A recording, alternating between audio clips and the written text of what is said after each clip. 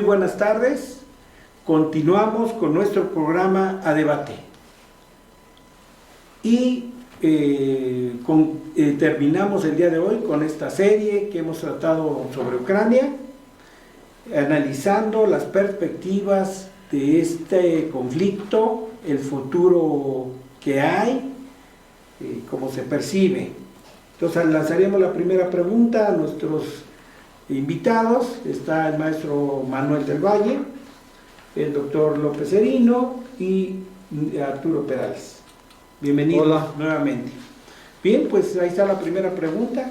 ¿Para dónde va el conflicto? ¿A dónde nos puede llevar el conflicto de Ucrania, de esta guerra, que ya vimos que no es una guerra solamente entre Ucrania y Rusia, sino de carácter pues, más global, ¿verdad? Y económica, social, de toda índole. Adelante. Yo diría que pudiéramos hacer un símil entre una lucha de dos que están midiendo fuerzas, ¿no? En una mesa están midiendo fuerzas, y creo que yo apuesto que la perspectiva es un empate. ¿Qué quiere decir esto? ¿Qué trato de decir con esto de un empate? Terminamos la sesión anterior hablando de la existencia de un nuevo orden internacional.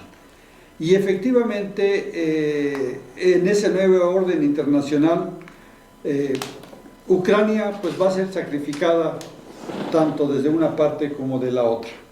¿En qué sentido?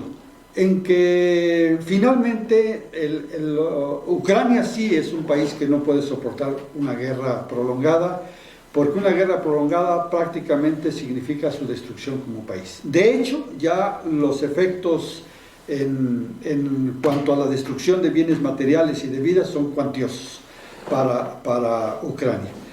Y por otro lado, los países de la OTAN no van a ir más lejos desde mi perspectiva. Creo que tienen tanto que perder unos como otros. Y tampoco Rusia, yo creo que tenga un interés de desatar una guerra nuclear, si no es que la llevan a esa situación. Entonces, desde el inicio del conflicto yo tenía la perspectiva de que eso iba a ser un enfrentamiento de carácter limitado. O sea, doctor Arturo, usted Sí. está planteando que definitivamente no habría condición para escalarlo a una guerra mundial. Bueno, por lo menos esa es mi perspectiva, ¿verdad? Mi perspectiva, yo creo que eso no da para escalarlo a una guerra mundial, porque no es como las anteriores.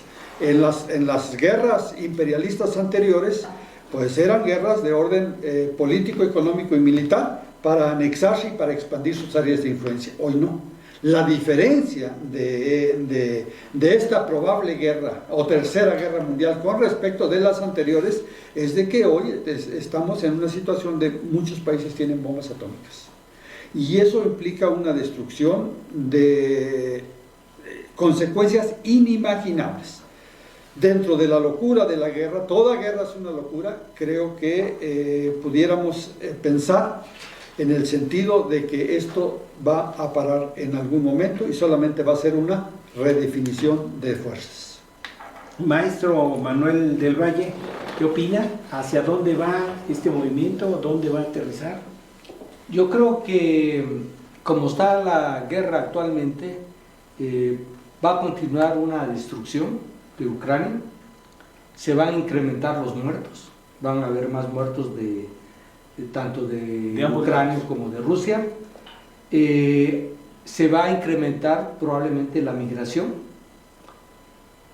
Aparece algo que también ya vemos algunos signos de hambre, no solamente en Ucrania, sino en varias partes del mundo, por el rol que ya habíamos discutido que tiene Ucrania y Rusia en la producción de ciertos granos.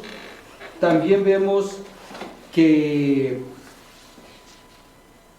esta generación y varias generaciones de Ucrania van a registrarlo en la memoria histórica de su pueblo, los va a marcar esta guerra, y que además se va a dar una especie de odio en estas generaciones, como se dio en la Segunda Guerra Mundial, que va a tardar mucho tiempo para que se cure esa y se dé una reconciliación, digamos. Eso en el futuro yo veo estas perspectivas que se dan. Dentro de este contexto, también yo personalmente, si el conflicto llega a tener una mayor intensidad, yo estoy de acuerdo con Arturo que en este momento no hay la posibilidad de una tercera guerra nuclear, pero no descarto que si no se llega a ese empate que dice Arturo y no se llega a una estabilidad y a un equilibrio de estos cuatro imperios, no hay que excluir la posibilidad de que se pueda dar un conflicto mayor que no excluya la utilización de armas nucleares. Ese es mi... Es decir, mi deja punto de la vista. duda ahí todavía, ¿verdad? Existe obviamente la posibilidad de que se escale a nivel de emplear las bombas nucleares. Claro, si Rusia también no ve su límite y quiere expandir su seguridad militar hacia los otros países que ya pertenecen a la OTAN o que quieren incluirse En la OTAN. dentro en la OTAN, como el caso de Finlandia. Digamos que estos países ven seguridad estando en la OTAN, porque entonces somos todos contra ti. Bueno, maestro Serino, ¿verdad? El día de hoy se reúne el presidente Biden, asiste a la asamblea de la OTAN, de la Unión Europea, del G7, y va a una presentación, ¿verdad?, a Polonia, con las tropas que ya tienen ahí. Se estima que Estados Unidos tiene más de 100.000 hombres en los países aledaños a Rusia, ¿verdad? ¿Cuál es su opinión? En este sentido, ¿el señor Biden lleva un mensaje de paz o un mensaje de guerra? ¿Cuál es su opinión? Bueno, sí, eso crea una perspectiva, ¿no? Pero me gustaría, pues, también aportar en hacia dónde va el conflicto, ¿no? Bueno, porque adelante, sí. creo que de ahí se desprenden precisamente varias de estas cuestiones y yo quiero poner dos ángulos precisamente para saber hacia dónde va el conflicto, ¿no? Indudablemente el conflicto va a un nuevo orden internacional, ¿no? Y ese nuevo orden internacional tiene dos grandes ámbitos, ¿no? El primero es el ámbito militar, el poderío militar, ¿no? que se está precisamente colocando sobre el campo de batalla para saber. No es un conflicto solamente de Ucrania, Rusia-Ucrania, sino precisamente en esta cuestión de potencias occidentales con Rusia y precisamente los aliados, ¿no? Entonces ahí hay todo un ámbito de análisis, ¿no? Hacia allá va esto, ¿no? La redefinición, ¿no? Y el otro es precisamente el ámbito económico, financiero y comercial, ¿no? Hacia allá está empujando precisamente este conflicto, ¿no? Entonces, estas dos dimensiones, ¿no? Militar y económico. Y aquí me gustaría tomar esta cuestión de que usted plantea. Primero, el conflicto en sí es el inicio de operaciones militares. ¿Cómo responden las potencias? Con sanciones económicas, ¿no? Y eso ya se ve como que hay diferente frecuencia entre una operación militar y otra en sanciones económicas, y que hace precisamente abrir el campo de batalla, ¿no? Ese sería el primer elemento. Y el otro elemento que estaría en este análisis es precisamente que ahora, a un mes, como menciona, de iniciada las operaciones militares, entonces ya se ve una tendencia a responder militarmente con estas tropas que están ya enviando los miembros de la OTAN, especialmente Estados Unidos, en países vecinos a Ucrania, especialmente en Polonia, ¿no? Polonia. Entonces, como que hay un desfase, hago la intervención militar, me sancionan, y después de las repercusiones que está viendo, entonces ahora actúo de manera militar. Y el argumento principal, como lo había mencionado, de el representante de la OTAN es precisamente lo que no queremos es que se salga el conflicto militar de Ucrania, ¿no? Y entonces, ahí en ese contexto es donde la presencia de Biden llega a Europa. Obviamente que si lo vemos desde un punto de vista político, efectivamente va a coordinar a los aliados, ¿no? Para poder detener a Vladimir Putin, ¿no? Y por otro lado, ¿no? La cuestión de la operación militar solamente se gana en este rubro sobre la cuestión de tener armas y todo esto. Y aquí, y ahí lo dejaría, es precisamente, sí le han proveído armas y todo eso, pero como lo ha manifestado el presidente Zelensky de Ucrania, lo que necesitamos es proteger el espacio aéreo de Ucrania. Y eso precisamente es donde se va a ganar la cuestión de este conflicto. Volviendo pues al asunto de la guerra, el día de hoy, efectivamente, el señor Biden va a estar con las principales fuerzas aliadas que tiene. La Unión Europea, la OTAN, ¿verdad? Y el G7. Se va a reunir. Y posteriormente va a asistir casi a la frontera del campo de batalla, que es a Polonia, a alentar a las tropas que ya tienen ahí. Ahora, Occidente ha divulgado, ha hecho extensivo a todos los medios la idea de que es la guerra de Putin. Yo menciono esto de Biden, ¿qué mensaje lleva? Porque lleva un mensaje guerrero. Y la propaganda dice es la guerra de Putin. Pero podríamos plantear que más bien es la guerra de Biden. Opiniones. Sin duda alguna. No hay que tener bola de cristal para saber que en la reunión programada para el día de hoy, y mañana lo sabremos, a mí me parece que van a haber dos acciones coordinadas por parte de Estados Unidos y sus aliados. La primera de ellas es un incremento de la ayuda militar y la segunda es el incremento de las sanciones contra Rusia. Efectivamente, coincido contigo, bueno, agregaría algo más. Se plantea como la guerra de Putin, incluso se está planteando acusarlo de crímenes de guerra. Y tú planteas como interrogante, ¿no será la guerra de Biden? Yo diría, es la guerra de Putin y es la guerra de Biden. Esta es una guerra donde Ucrania solamente es yo he insistido en toda la exposición que hemos tenido en estas tres sesiones, que Ucrania no es más que un peón. Es interesante analizar el comportamiento de Zelensky, del presidente Zelensky.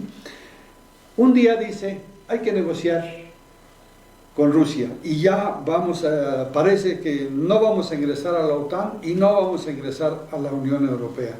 Y al día siguiente dice, países de la Unión Europea, Estados Unidos, intervengan, denme aviones, etcétera, a Israel, a Estados Unidos, a Alemania, a Francia, a Polonia. Un día sí, está porque se le aumente la ayuda militar y por la intervención de las tropas de la OTAN. Está pidiendo abiertamente que ingresen las tropas, pero al otro día dice hay que negociar. ¿Qué es lo que pasa? Pues lo que sucede es de que ese país pues está yendo al precipicio, está yendo a la destrucción. Y entonces, pues la guerra no es la guerra de Ucrania con Rusia, para mí es una visión muy limitada. La guerra es la guerra de Putin y la guerra de Biden como actores principales, porque incluso como lo hemos estado analizando, la guerra es mucho más amplia que la participación de estos dos actores, ¿no? Desde luego que la guerra de Putin pues es personalizar en alguien, la guerra de Biden es personalizar en él, y entendemos que atrás están todos los intereses de ambos, ¿no? Que se mueven. De esos intereses y del nuevo orden económico mundial que se pudiera establecer, díganme ustedes cuál es su opinión respecto al papel que jugará, por un lado, se ve claramente la alianza de Estados Unidos con Europa y de China con Rusia. ¿Cómo quedará este nuevo orden económico internacional? Yo quisiera acotar esta cuestión, ¿no?, de precisamente los intereses y por qué Biden está, digamos, en Europa precisamente para coordinar a los aliados, ¿no? Obviamente sabemos que efectivamente la OTAN, al anexar a países que antes pertenecían a la esfera del Imperio ruso o de la Unión Soviética o de Rusia, entonces precisamente hace una especie de provocación, ¿no? Y esta provocación precisamente es que va incrementándose hasta que llega un punto en donde precisamente el presidente Vladimir Putin dice: tenemos que detener esto, ¿no? Y el argumento de la seguridad internacional. Eso es lo que... bueno, ¿cómo eso ha logrado precisamente redefinir el papel, por ejemplo, de los Estados Unidos, ¿no?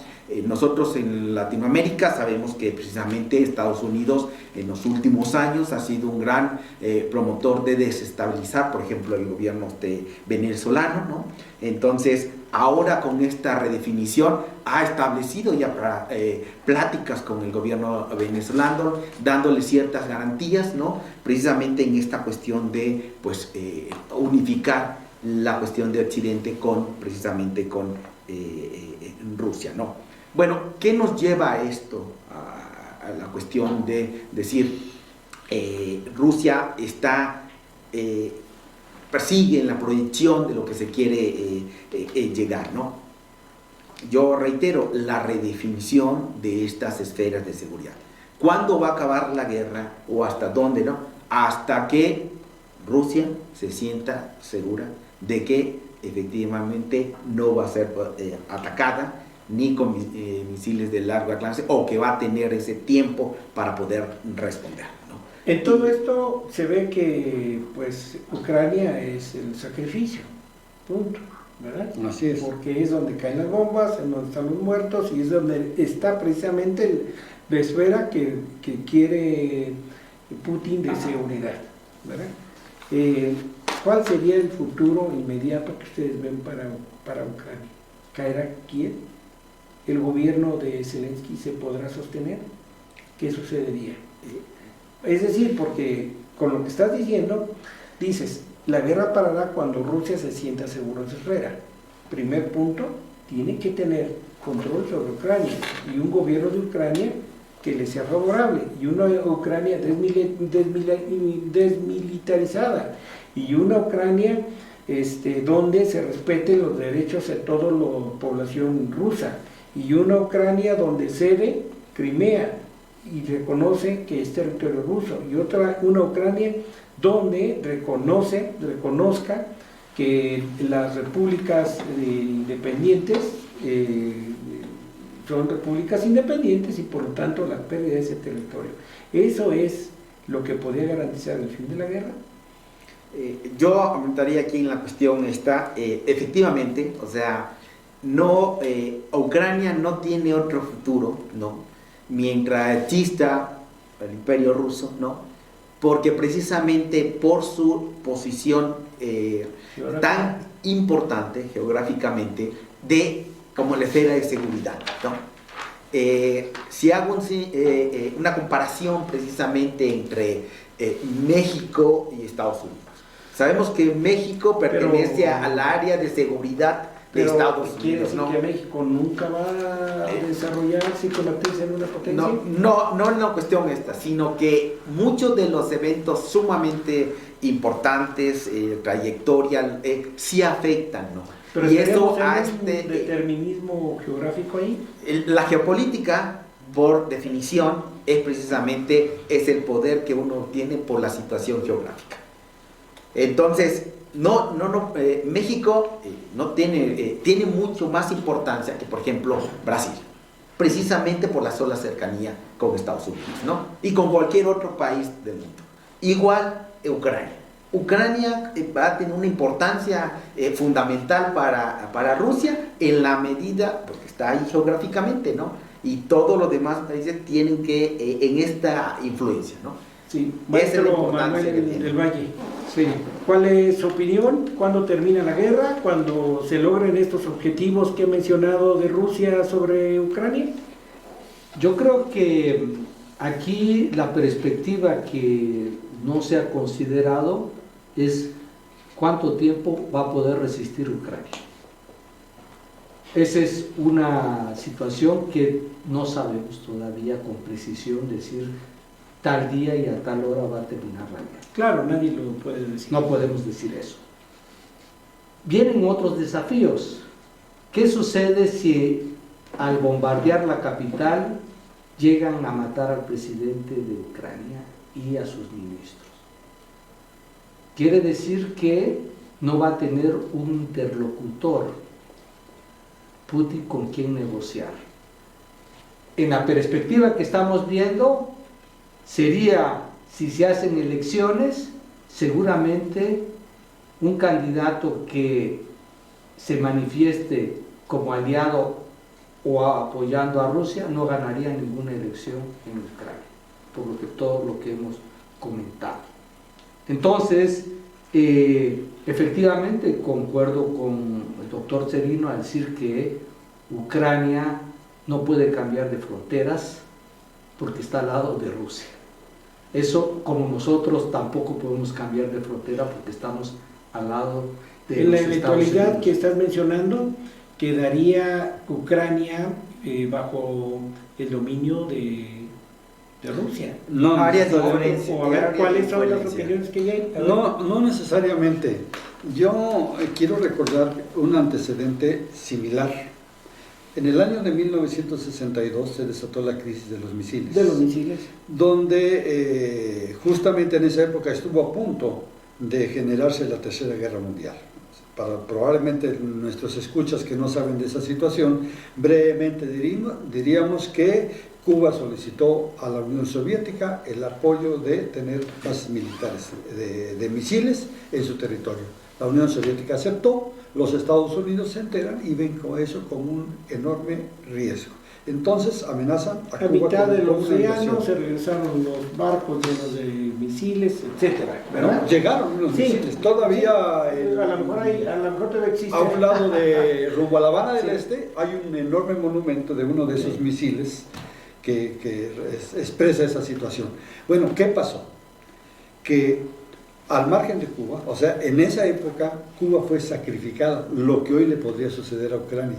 ¿Por qué? Porque se reunieron los Estados Unidos con la Unión Soviética y tomaron acuerdos.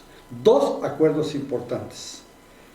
Bueno, 3 acuerdos. Primer acuerdo, que la Unión Soviética retiraría los misiles de Cuba. Fueron retirados. Segundo acuerdo, que los Estados Unidos jamás invadirían Respetarían a Cuba. Cuba. Respetarían a Cuba. Y tercer acuerdo, que es muy importante, que tiene que ver mucho con esta situación, los Estados Unidos tienen una base de misiles en Turquía. Y acuerda desmantelar, que así como la Unión Se Soviética desmantela aquí, desmantelaría se aquí, desmantela. desmantelarían la base de misiles en Turquía. Todo eso se llevó a cabo y sigue vigente hasta el presente.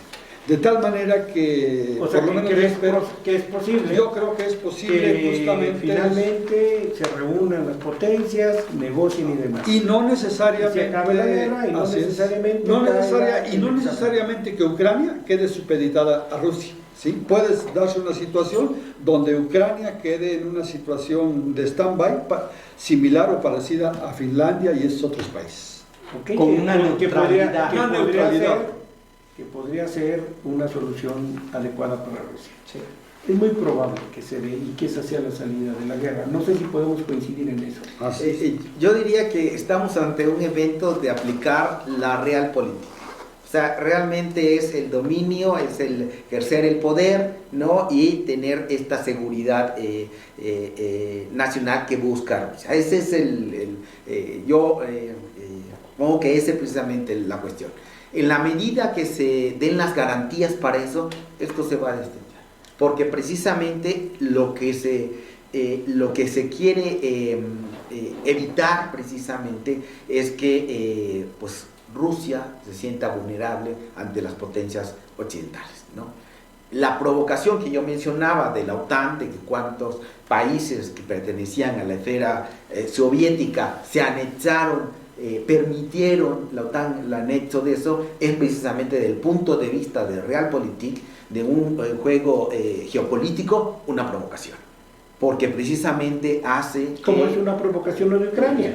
Que hace precisamente que estén bases militares, la cuestión del ejército y todo, lo que ya conlleva prácticamente pertenecer a la OTAN. Es una cuestión muy En esta eventual salida que pensamos aquí, digo, es como tener la bola mágica aquí, pero bueno, se vale.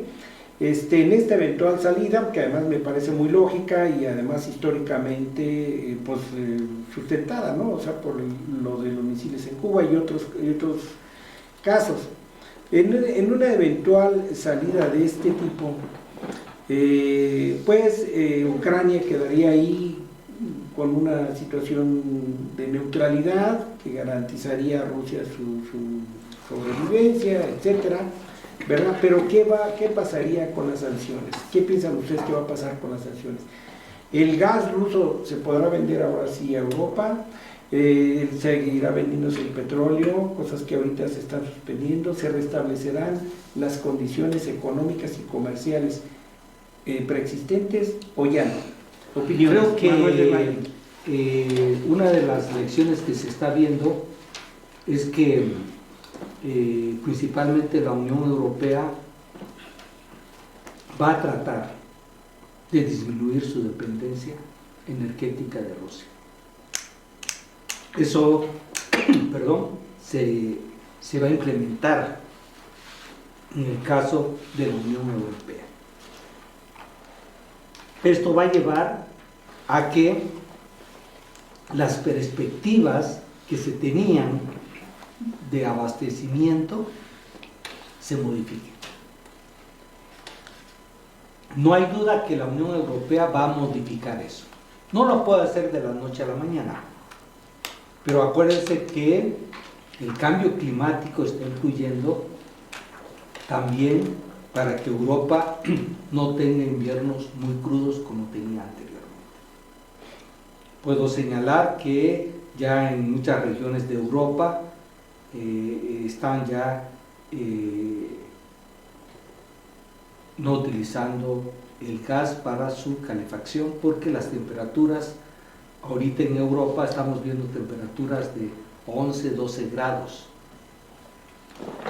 Y esto también es otro elemento que hay que tomar en cuenta. Lo digo porque sucedió en una primera instancia. Pero, Manuel, el gas que se importa, por ejemplo, por Alemania, no solo es para las viviendas, es para mover la industria también. Sí, pero acuérdense que estos países están invirtiendo grandes cantidades para energías alternas.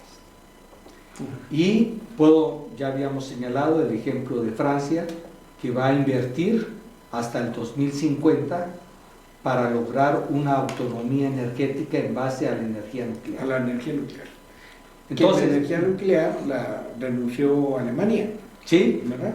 Y precisamente por la presión del Partido Verde, que logró una presencia y lograr a tener cierta cantidad de diputados en el Parlamento de Alemania.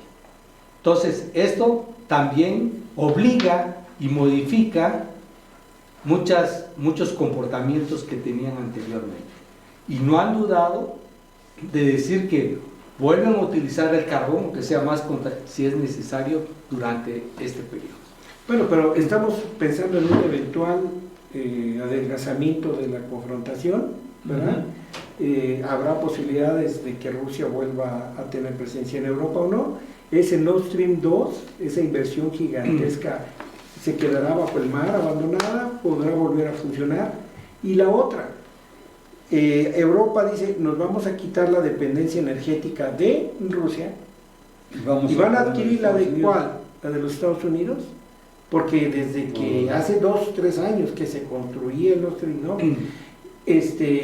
ya el señor Donald Trump tenía un enfrentamiento muy fuerte porque le exigía a Alemania que no continuara con esa obra. y se comprometían a venderle su gas licuado que sacan del fracking, que conducen en barcos a Europa. Y ahora vemos que andan buscando alternativas, bueno, hasta un acercamiento con el país más sancionado en este momento de América Latina, que es Venezuela, y en Medio Oriente, reuniones en distintos países, buscando la opción de poder abastecer de este elemento que es fundamental para cualquier país. Yo nada más quiero señalar y concluir con esto. Efectivamente, Europa va a tratar de disminuir esa dependencia De Rusia, pero están invirtiendo grandes cantidades en las energías alternas y esto va a ser un proceso de transición que no se puede hacer de la noche a la mañana, va a llevar tiempo. Con eso concluyo. Oye, Javier, mira, yo quiero incorporar dos elementos de orden teórico y práctico, ¿sí? que me parece que son relevantes para tratar de responder esta importante pregunta que tú haces. La primera, no olvidemos un contexto más general, estamos en una etapa de globalización, Ajá. lo cual implica una interrelación de las economías del mundo. Está probado que en la actualidad es muy difícil que una economía funcione de manera autónoma, ¿verdad? Es muy difícil que se encierre al margen, porque eso implica quedar al margen de muchos aspectos tecnológicos, científicos, cultura, etcétera, etcétera. Entonces, eso no se puede evitar. Así Europa quiera prescindir de la situación de Rusia, va a seguir dependiendo de alguna manera. Entonces viene el segundo elemento que yo quiero mencionar, que es relevante. En términos de desarrollo económico de una región, de un país, un principio es la diversidad. Es decir, que todo aquel país que depende en una gran parte de la economía de otro, siempre va a ser susceptible de estar Queda subordinado. supeditado. Entonces, por eso decía que es principio teórico y a la vez práctico. Las economías lo que buscan es cierto equilibrio. La primera sesión no lo presentamos, pero aquí el maestro Serino traía un gráfico, por ejemplo en el caso de Ucrania, de cómo estaban sus relaciones económicas y comerciales con el resto del mundo. Entonces, justamente esta es una situación que se ve a futuro. ¿Qué se ve a futuro? Probablemente menor dependencia, pero no rompimiento de las relaciones económicas y comerciales. Se tienen que restablecer de alguna manera. Europa tratará de limitar su dependencia. La propia Rusia tratará de limitar su dependencia. Va a haber reacomodos. Exactamente. Y dentro de esos reacomodos, para el caso de Rusia está la relación con China. Y para el caso de Europa, tendrá que, como bien dice Manuel, buscar alguna cosa autónoma, pero solamente en parte, y tendrá que buscar una mayor diversificación de las economías, de sus fuentes. Sí. Todo es un tema muy polémico. Yo también sería lo muy de las breve. Energías. Cuando te toque, Manuel. Sí, de lo de las energías alternativas, ¿no? Especialmente el viento, el sol. Ahí podríamos tener una charla sobre ese asunto, ¿verdad? Porque pues para muchos países ha resultado un fracaso. Aquí en México ha resultado un fracaso, ¿verdad? Ahorita Manuel quiere un minuto, ¿sí? Adelante, y después el maestro Serino. Yo, a nivel teórico, lo que dice Arturo, le recuerdo que ya se ha hablado y se ha teorizado sobre la desglobalización. Y a nivel práctico, las acciones que van a hacer los países, tanto Rusia, los 4 imperios, para la situación de esta dependencia energética. Sería todo. Sí, adelante. Sí, yo quisiera colocarlo en niveles de análisis, ¿no? Estamos hablando que precisamente cuál es la perspectiva de este conflicto militar, pues un reordenamiento, hay un nuevo orden internacional, ¿no? Pero hay que diferenciarlo del nuevo orden económico, ¿no? El nuevo orden económico empezó hace ya mucho tiempo, ¿no? Recordemos como libritos en la cuestión de teorías de poder y geopolítica, un país tiene poder porque tiene 3 elementos fundamentales, ¿no? El primero es el poder militar, el segundo es el poder comercial, ¿no? ¿verdad? Y el otro es el poder financiero, ¿no?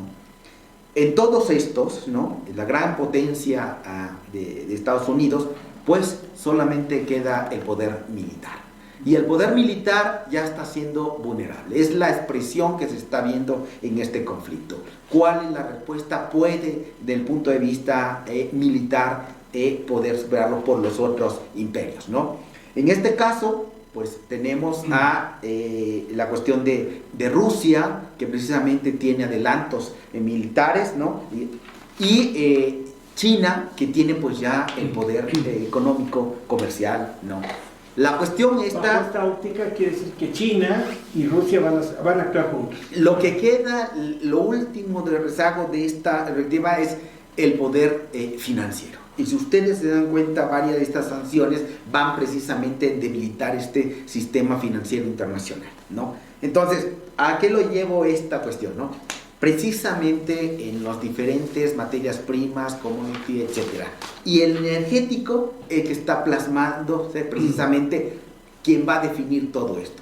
Dependencia energética de Europa es las energías alternativas que, concuerdo con usted, o sea, han sido un fracaso, no solamente en México, ¿no? Alrededor del mundo, ¿no? Porque precisamente no hay energía alternativa que no sea subsidiada por el Estado. Y el Estado fue disminuido en toda la época neoliberal. Muy bien, pues como vemos hay distintas opiniones de cómo pudiera quedar la conformación de este nuevo orden mundial, que obviamente este orden mundial está relacionado al orden económico mundial, o sea, no va a haber no son dos facetas diferentes, es uno solo, ¿no? La caída del imperio norteamericano se ve para muchos analistas cercana, ¿verdad? O al menos cuestionada por el avance de China, y la otra, la crisis interna de Norteamérica, porque hay que decir que en Estados Unidos pues, se vive una crisis muy fuerte, económica y de todo tipo, pero sobre todo social, ¿verdad? Y lo vemos en las situaciones que se han presentado en los Estados Unidos, ¿verdad? Entonces no es la situación de la Segunda Guerra Mundial, donde Europa se está despedazando, Estados Unidos crece industrialmente, produce miles y miles de aviones y de armas, etcétera, y va a la guerra. Y finalmente produce la bomba nuclear, y estalla 2, y queda como hegemónico en el planeta, ¿verdad? No es esa situación. Es una situación en la que ya hay potencias económicas mucho más fuertes que ella, o que por lo menos le están arrancando la hegemonía, ¿verdad? Y potencias militares, en este caso Rusia, que los ha rebasado. Entonces, la verdad está el mundo bastante convulso, sí, y si bien aquí decimos, no va a haber una guerra mundial, o más o menos la opinión de Arturo, aunque el maestro Manuel del Valle la relativiza, yo también la relativizaría, ¿verdad? Cuando un elefante se está muriendo, o cualquier animal se está siendo atacada, antes de morir puede tirar un coletazo, ¿verdad? Y en ese coletazo pues causar una confrontación que lleve al fin de la humanidad. O sea, yo eso no lo descarto. Y precisamente yo preguntaba, ¿qué mensaje va a llevar Biden a Europa? ¿Qué mensaje va a llevar a Polonia? No es un mensaje de paz, no es un mensaje de vamos a buscar una solución, esa es la posición de China, negocien, arreglen. ¿Cuál es la posición del señor Biden? Putin es un asesino, y ahí van más armas, ahí va más dinero, etc. Y va a Polonia, va a ser muy interesante ver qué dice a las tropas, ¿verdad? Si es que las va a visitar, que seguramente las va a alentar a que no olviden que son los Rambos del mundo. Yo decía, fíjense, que era la guerra de Putin o la guerra de Biden, porque Biden ha estado aventando a la guerra y a la guerra y a la guerra. Una última pregunta que yo quisiera hacer. ¿Esta guerra a la que invita Biden servirá para resolver los problemas económicos, la crisis de los Estados Unidos de Norteamérica? Me gustaría acotar esta cuestión, ¿no? Sí, en varios de estos argumentos podía decirse, pero creo que hay que, con datos, ¿no? La cuestión debe ser. Precisamente podemos hacer un análisis de discurso, ¿no? Lo que dice Vladimir Putin, lo que dice Biden, ¿no? Sobre esta cuestión. Pero eso es para un análisis hasta punto de vista académico que podía darse, ¿no? Más efectivamente, ¿no? Pero creo que en la realpolitik, que yo creo que a través de este enfoque hay que verlo, es quién gana la guerra, ¿no? Pues quien tiene mayores recursos, ¿no? Precisamente, ¿no? Veamos en esta, ¿quién tiene la industria de punta que a nivel mundial? ¿Cuál es la industria de punta que a nivel mundial? Es la inteligencia artificial. China. Y la inteligencia artificial, ¿en dónde está? ¿No? O sea, China tiene el adelanto. La alianza de Rusia-China pues establece precisamente, ¿no? Estamos aquí pues todavía viendo un conflicto militar tradicional, bombardeos, etc. Pero que poco a poco va viéndose que la inteligencia artificial, ¿no? No hemos visto una guerra de drones, que podía ser ya una cuestión de esto, que se podía, precisamente esta cuestión de proteger el cielo ucraniano. Yo hacía esa referencia sobre el cielo ucraniano. ¿Por qué? Porque efectivamente a través del dominio del cielo ucraniano es que se puede en un día terminar la guerra. Porque ¿cómo detienen eso, no? Si no tiene un Rusia escudo, decidiera terminar la guerra militarmente, lo podría hacer, porque vemos que a la marcha de la guerra Rusia ha ido sacando nuevos elementos militares. Primero, los drones se han estado utilizando, pero segundo, los proyectiles supersónicos ya se están empezando a usar. Que tienen precisamente este adelanto de la inteligencia artificial, ¿no? Que busca ya precisamente cómo hay otro elemento, ¿no? De eso. Y en mi planteamiento original, ¿no? ¿Quién gana la guerra? Pues quien tiene mayores recursos, ¿no? Y la cuestión de los recursos, precisamente para una cuestión militar, que podía ganar, pero creo que eso se expande a la cuestión de el aspecto, el rediseño económico, financiero y comercial, que yo siento que eso es lo que está viviendo el mundo en esta definición. El caso del cuestionamiento de Europa, ¿quién me pide que yo corte la importación de petróleo, de gas de Rusia? ¿Quién me va a proveer eso, no? La cuestión, no, pues hay que hacer alianzas precisamente sobre otros países, ¿no? Pongo el ejemplo, no, Japón. Japón es la tercera economía del mundo. ¿Dónde está? Y es parte fundamental de todos los componentes de chip, precisamente para la inteligencia artificial. Eso es un cuestionamiento en donde decir, algo está pasando en este reconfiguramiento de las alianzas que antes mantenían ese orden internacional. Sí, Manuel, yo quisiera señalar muy puntualmente, por ahí hubo un autor, Fernand Braudel, que escribió que para ser el centro de gravedad del capitalismo mundial se tendrían que cumplir con 4 requisitos. Uno, ya lo dijo Serino, tener un avance militar y tecnológico. 2, tener un territorio grande. 3, tener un soporte económico a todos los niveles. Y el otro, tener una gran población. Esos requisitos es lo que ha manifestado y ha hecho que dentro del capitalismo a lo largo de su existencia, incluso un poquito antes, hayan existido los imperios y se hayan basado en eso. Podemos decir que China reúne todas esas condiciones para ser el centro de gravedad mundial. lo está haciendo, ¿no? ¿Cómo lo es? Como lo está haciendo. Entonces, el caso Rusia sola no lo puede hacer.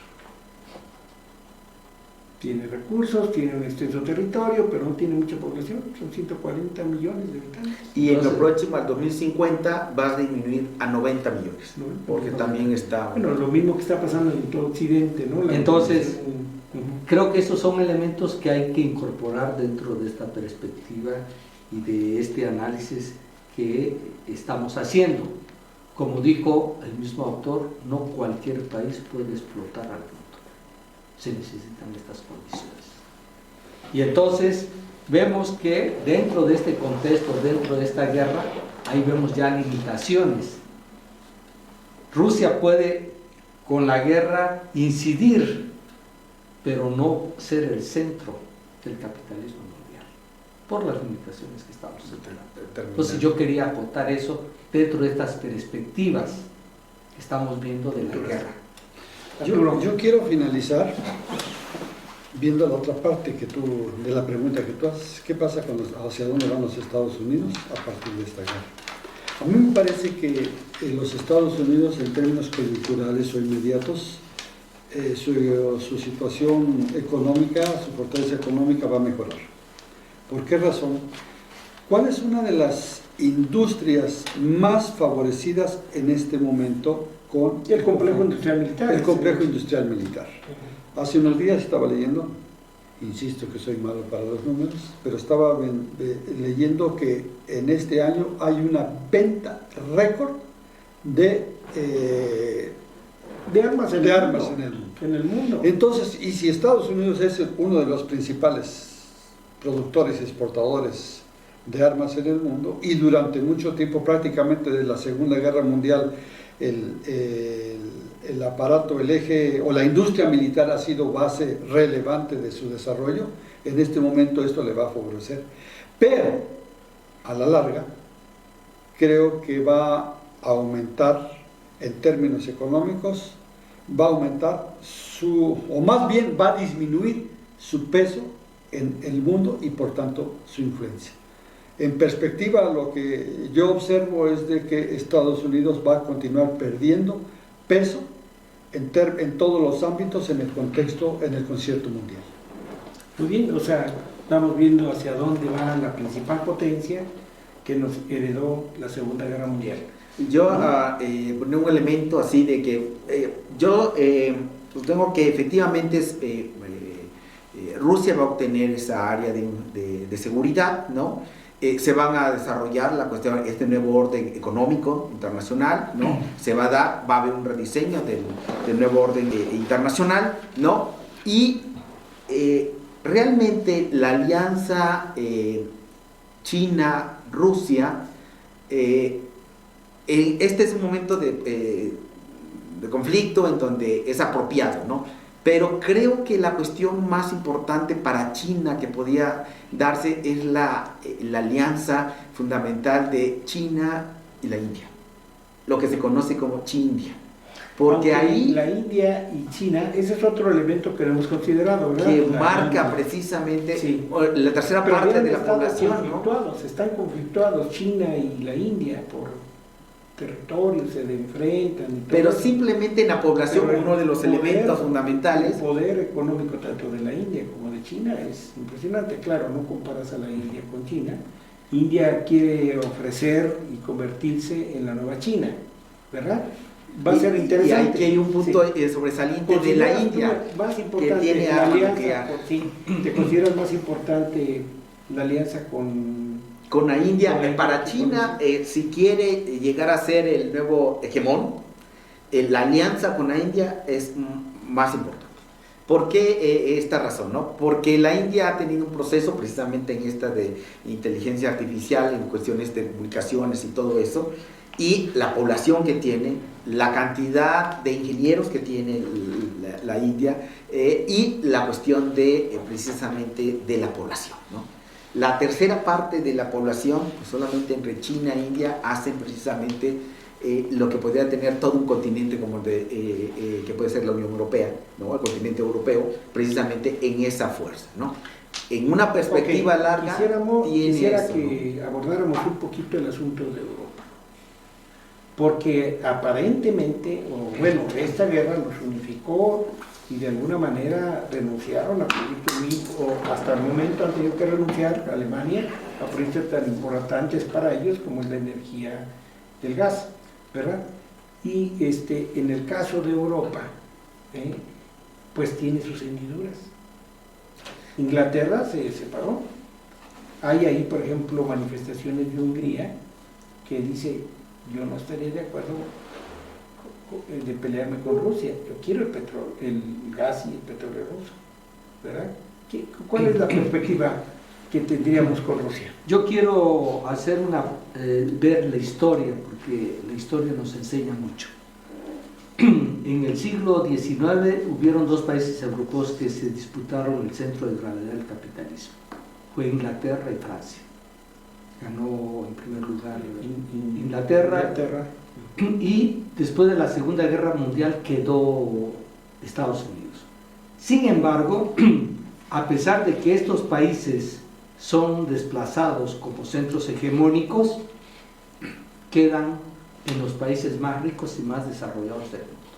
Viendo la perspectiva que se habla de la crisis de Estados Unidos, yo quiero decir que si Estados Unidos deja de ser la primera potencia mundial, va a seguir entre los países más ricos, va a seguir entre los países más poderosos. Puede pasar a un segundo o hasta un tercer plano, pero va a seguir siendo un país poderoso. Por ejemplo, pero sigue siendo un país muy rico, poderoso en ese sentido. Bien, vamos a concluir nuestro programa, ya tenemos un tiempo. Yo quisiera anotar esto de la cuestión de la Unión Europea. ¿No? Creo que el talón de Aquiles de la Unión Europea es precisamente el acceso energético, las materias primas. Ese es el talón de Aquiles de la Unión Europea. Mientras no resuelva eso, no va a llegar a tener un papel protagónico. Yo quiero señalar que la Unión Europea, he dicho, ha estado invirtiendo mucho y están ya también tratando la fisión nuclear. Y tienen un super laboratorio en Suiza que no pertenece a la Unión Europea y están teniendo avances muy importantes. Claro, todavía falta, pero el día que lo logren van a ser como los chinos que ya tienen su pequeño sol. Sí, el sol chino. Bueno, vamos a dejarla aquí. Un minuto para que concluyas, Arturo. Yo creo que por hoy he dicho suficiente. Pues yo diría que en esta proyección efectivamente lo que se está viendo es un nuevo rediseño, un nuevo orden internacional, un nuevo orden económico y precisamente actores que van a ser protagónicos y actores protagónicos que van a ser secundarios. Los actores van a cambiar dentro de esta escena mundial, pero yo digo que los países que son ricos van a seguir siendo ricos.